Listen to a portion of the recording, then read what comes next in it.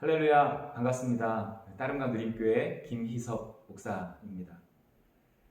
오늘은 요한계시록 13장 16절에서 18절까지의 말씀으로 은혜를 나누고자 합니다. 제가 읽어봐 드릴게요. 그가 모든 자, 곧 작은 자나 큰 자나 부자나 가난한 자나 자유인이나 종들에게 그 오른손에나 이마에 표를 받게 하고 누구든지 이 표를 가진 자 외에는 매매를 못하게 하니 이 표는 곧 짐승의 이름이나 그 이름의 수라. 지혜가 여기 있으니 총명한 자는 그 짐승의 수를 세어보라. 그것은 사람의 수니 그의 수는 666이니라. 오늘은 짐승의 표라는 제목으로 말씀을 나누고자 합니다. 좀 약간 본문이 으스스하죠. 제가 지금부터 하는 얘기는요, 꼭 그렇다는 것은 아니에요. 하지만 지금 시점에서 좀 반드시 생각해보고 이 일에 관해서 자신의 입장을 정리해 놓을 필요가 있습니다. 666이라고 그러죠. 짐승의 표에 관한 거예요. 채플 와서 종말론 얘기하고 그러는 거 아닌데 현 시대가 좀 그렇습니다. 종말이 가까이 오면 일어날 일들을 성경은 기록해 놓고 있어요. 그 중에서요, 종말이 아주 가까이 왔을 때 일어나게 될 일을 성경은 기록하고 있는데 오늘 본문이 그렇습니다. 그가 옳은 모든 자, 곧 작은 자나 큰 자나 부자나 가난한 자나 자유인이나 종들에게 그 오른손에나 이마에 표를 받게 하고 누구든지 이 표를 가진 자 외에는 매매를 못하게 하니 이 표는 곧 짐승의 이름이나 그 이름의 수라. 누군가 우리의 오른손이나 이마에 표를 받게 한답니다. 그리고 이 표가 없으면 사고 팔고를 못해요. 아니 무슨 포로 수용소도 아니고 누구 이마에 무슨 인을 치고 그렇게 할 수가 있겠습니까? 물론 이 구절을요, 상징적으로 해석해서 저 표가 실제 표가 아니라 상징적인 뜻이다 이렇게 말하는 사람도 많이 있어요. 꼭 이거다가 아니에요. 하지만 만약에 이 구절이 어떤 상징이나 비유가 아니라 실제로 일어날 일에 관한 것을 말하고 있다면 과연 이건 무슨 상황일까 하는 거예요. 아니 왜 손이나 이마에 표를 줘? 그죠? 이 짐승의 표에 대해서 다들 궁금해하고 이거다 저거다 말이 많았어요. 예전엔 도저히 상상치도 못했던 일입니다. 그런데 요즘요, 이런 말이 있습니다. 이 코로나와 관련해서 앞으로 이 백신이 나오게 되면 전 세계 사람들이 다 맞아야 되는데 그렇잖아요. 어디서 또 시작되면 안 된단 말이에요. 이제 글로벌 백신으로 가는 겁니다. 그 백신을 접종했다는 증명서를 발급받아서 가지고 다녀야 한다는 거예요. 여러분 생각해 보세요. 지금 마스크만 안 써도 지하철을 못 타요. 또 열 체크와 같은 어떤 이 원시적인 방법으로 코로나에 걸렸는지 안 걸렸는지를 검사해서 어떤 다중 이용 시설을 제한합니다. 백신이 나오면 반드시 백신 접종 증명서를 직장이든 학교든 시내 어디를 가든 요구당할 거예요. 지하철도 마찬가지고요. 비행기는 말할 것도 없습니다. 지금도 그 검사 확인서를 요구하는 곳이 있어요. 그럼 그거 들고 다닐 거냐는 거예요. 생각해 보세요. 이거 찢어지고요, 분실하고요, 복잡합니다. 그래도 우리는 나아요. 그래도. 하지만 전 세계에는요, 아직도 자신의 신분증조차 없는 사람들이 10억 명이나 된다고 합니다. 이 난민이나 이 개발도상국 국가 사람들이 어떻게 관리하냐고요. 이 글로벌 백신. 그래서 세계 백신 연합이라는 것을 만든 이 빌 앤 멜린다 재단의 빌 게이츠는 우리가 아는 그 빌 게이츠입니다. 전자문신을 개발했어요. 이 퀀텀 닷 타투라고 하는 것을 두 개 대학과 함께 개발했습니다. 퀀텀 닷 기술은 원래 있는 거고요. 이제 보이지 않는 전자문신을 통해서 백신 정보 등을 신체에 기록하겠다는 거죠. 여러분 이 표가 없잖아요? 그러면 마스크를 쓰지 않은 사람처럼 어디도 못 갑니다. 생활이 안 돼요. 이거는 핸드폰 어플로서 확인할 수 있다고 합니다. 아 그래? 아니 그런데 그런 걸 손에 받는 것은 이해가 가. 그래서 핸드폰으로 이렇게 확인하면 되죠. 누가 그거를 이마에 받는다고, 오른손이나 이마에 받는다고 성경에 써 있는 거야? 그렇죠? 그런데요, 여러분, 중국은요, 이 안면 인식 기술이 세계에서 가장 발달되어 있고요, 이미 상용화해서 쓰고 있습니다. 몇 년 전에 제가 중국에, 벌써 몇 년 됐어요? 중국의 안산이라는 곳에 천산공원이라는 것을 현지인하고 같이 갔는데요. 그냥 입구를 통과하면 안면 인식을 통해서 입장료가 그 사람 통장에서 빠져나가게 된다는 거예요. 물론 저는 외국인이니까 표를 끊었죠. 그럼 중국은요, 당연히 이마에 표를 받는 것이 확실히 편하겠죠. 어쨌든 오른손이나 이마라고 했으니까. 어차피 안 보이는 거거든요. 심지어 유엔이요, 빌 게이츠 재단, 록펠러 재단 등의 후원을 받아서 진행하는 아이디 2020이라는 컨소시엄 프로젝트가 올해부터 여러분 시작됐습니다. 2030년까지 10년 동안 생체에 이식하는 방식의 디지털 아이디를 전 세계인들에게 주겠다는 거예요. 그 첫 출발은요, 신분이 증명되지 않아서 의료 혜택 등을 받지 못하는 전 세계 10억 명의 사람들이랍니다. 특히 테러 분자 같은 난민 중에서 테러 분자를 색출하고 뭐 이럴 때 쓰인다고 해요. 일단 출발은 그렇다는 거예요. 어차피 잘 됐잖아요. 그들은요, 백신을 맞게 되면 백신 접종에 관한 정보를 그 칩에 넣으면 그만입니다. 전자문신도 필요 없어요. 근데 이런 걸 전 세계로 확대하는 거예요. 2030년까지. 만일 저 요한계시록의 예언이 이런 걸 말하는 게 맞다면 코앞에 닥친 일이니까 나름 알아보고 기도하고 각각 마음에 준비하자는 거죠. 여러분, 이번이 아닐 수도 있지만 앞으로 이런 팬데믹과 같은 이런 일들이 자꾸 일어난다면 생각해 보세요. 이 다음 코로나는 뭘까 상상이나 갈 수가 있겠습니다. 계속 세지고 있단 말이에요. 그런 상황이 되면 뭔가 발전된 기술에 맞춰서 분명 그런 방향으로 갈 확률이 매우 큽니다. 우리가 요구할 거예요. 지금은 기독교인들을 중심으로 또 시아파 이슬람도 이런 걸 반대한다. 근데 어느 순간이 되면 다 원할지 몰라요. 요한계시록 14장 9절 10절이에요. 만일 누구든지 짐승과 그의 우상에게 경배하고 이마에나 손에 표를 받으면, 또 나와요 이게. 받으면 어떻게 될까요?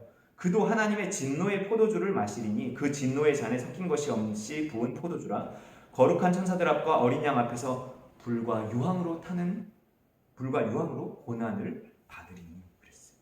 여러분, 불과 유황은 지옥인데, 자, 그러면 도대체 손이나 이마에 표를 받는 게 뭐길래 지옥에 떨어진다고 하는 거죠? 아니, 심지어 받은 구원마저 취소될 수 있다는 거예요. 그래서 이런 해석을 반대하는 사람들은 이렇게 말해요. 예수 그리스도를 믿음으로 구원을 받는 거지 무슨 칩을 뭐 표를 받았다고 뭐 구원을 받고 안 받고 취소되고 그러냐? 말도 안 돼. 맞아. 표? 아니, 그게 뭐라고? 그런데요, 처음 인간 아담과 하와가 어떻게 타락했는지 생각해 보자고요. 여러분, 선악과를 따먹는 행동 하나 때문이었습니다. 아니, 그게 뭐라고? 하지만 이 행동이 함의하는 바가 컸어요. 이게 뭐냐? 선악과를 따먹는 게 뭐냐면 이제 내 삶의 주인은 나라는 거예요. 더 이상 선악의 판단을 당신에게 의존하지 않고 내가 스스로 하겠습니다. 이게 선악과를 따먹는 행동이 함의하는 바였다는 거예요. 그래서 그들은 에덴의 동쪽, 곧 지옥으로 쫓겨났습니다. 선악의 판단을 누가 하느냐? 굉장히 중요해요. 그런데 쫓겨났던 인간이 다시 하나님의 아들이 되는 방법이 있어요. 에덴을 회복하는 방법이 있습니다. 그것도 무슨요? 평생 공덕을, 이슬람처럼 무슨 평생 공덕을 쌓아서 얻는 것이 아니에요. 믿고 세례받는 행동 하나 때문입니다.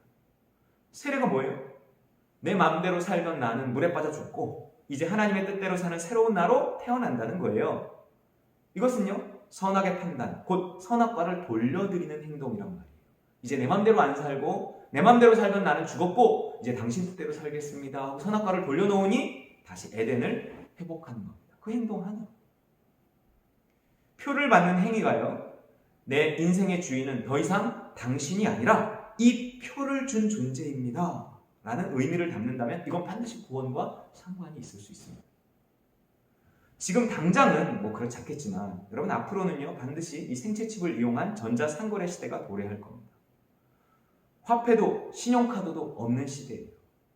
그래서 그 표가 없으면 매매를 못한다고 하는 거죠.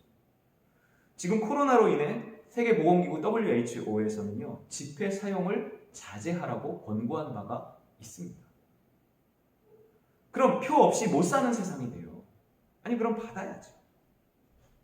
하지만 그런 기술 중심적인 사회가 도래하면 전염병 예방이든 범죄 방지든 어떤 이유에서건 그 표를 통해서 사람을 통제하는 사회가 될 겁니다. 중국은 이미 그렇게 하고 있어요. 그때 과연 우리는 하나님의 뜻대로 선택할 수 있을까요? 무언가를?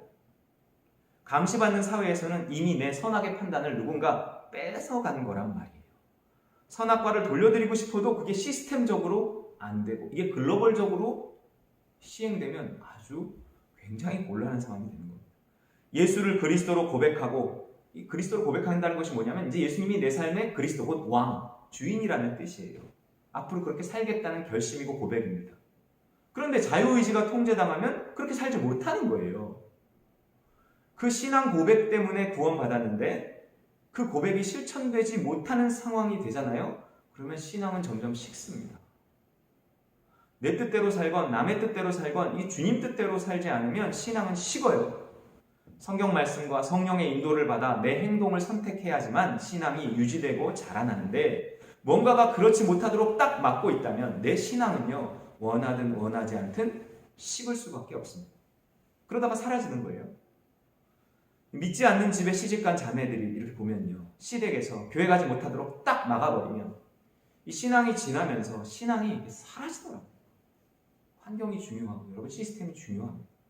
자유의지를 빼앗기거나 하나님 아닌 다른 존재에게 내 자유의지를 내어주면 신앙을 가질 수도 유지할 수도 없다는 거예요. 나에게 짐승의 표를 준 존재가 나쁜 짓을 시키는 게 아니라니까요. 이거 오해예요. 이렇게 말하는 거예요. 좋고 나쁘고는 내가 판단할 테니 너는 시킨 대로 해라 하는 거죠. 우리는요, 우리의 선택에 대해서 하나님께 물을 필요가 없어지는 겁니다.